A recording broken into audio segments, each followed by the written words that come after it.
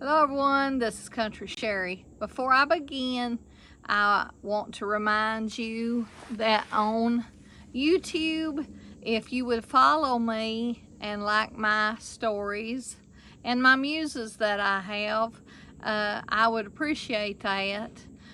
Just a reminder, I'm gonna get started with this story. This is a true story. I don't know if I would call it spooky.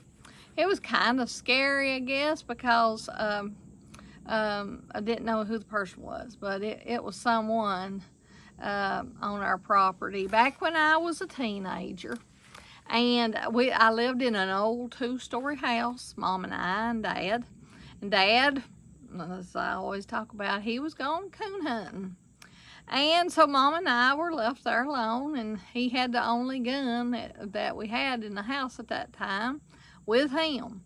So we were left without anything, and Mom, she was always, when I was growing up, I was kind of scared of the dark. And so she was the only brave one in the home at the time, I reckon. And so the way the house was made out, where it was so old, the bathroom was attached over to the side of the kitchen.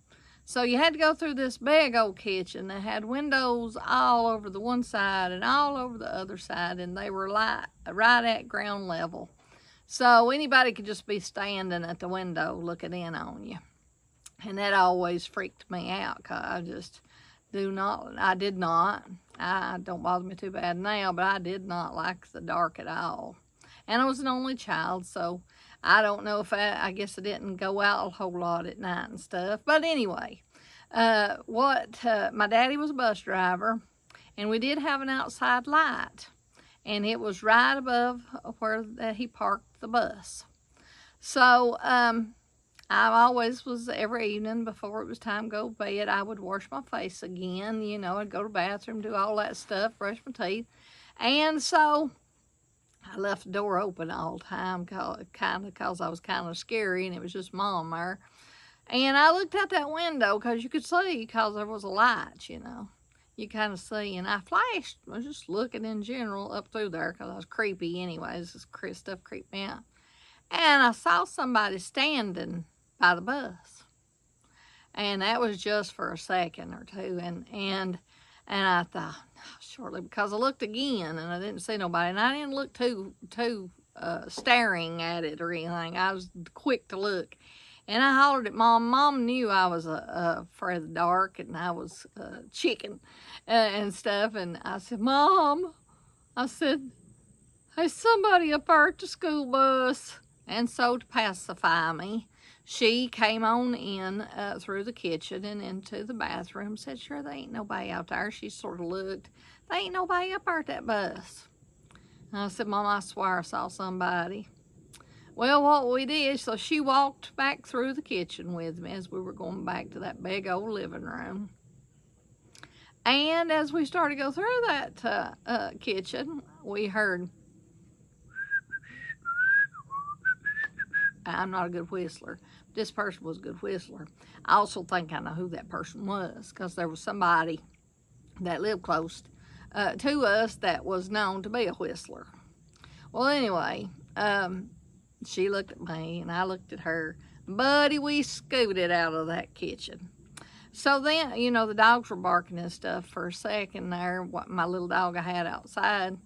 And so Mom said, let's go down to your mama and papa's. I said, no, we ain't going outside. There's somebody out there. No, we ain't going. She said, yeah, the dogs quit barking right now. It'll be okay. Let's go. Because she knew we didn't have a gun, and then we knew it's until what time Daddy'd be back in. So she was awful brave all the time. So here we go. She grabbed her keys and her purse, and out that door we went. And buddy, we ran to that vehicle. And we went down to Mama and Papa's for quite a while. I think we came back, Dad was back, and he said, well, where in the world you all been? And so we told him the story of the whistler. And he just, you know, he didn't know what to quite think about that. It was like, Are you sure you heard someone and seen somebody? I said, yes, I knew I seen someone. And then whenever we were walking through that kitchen and heard that person whistling, now that freaked us out, you know. So anyway, I was probably 15 or 16 at that time, and it was a pretty memorable thing. I remember it well. I was scared that day. And anyway, I'll have you another story in a day or so.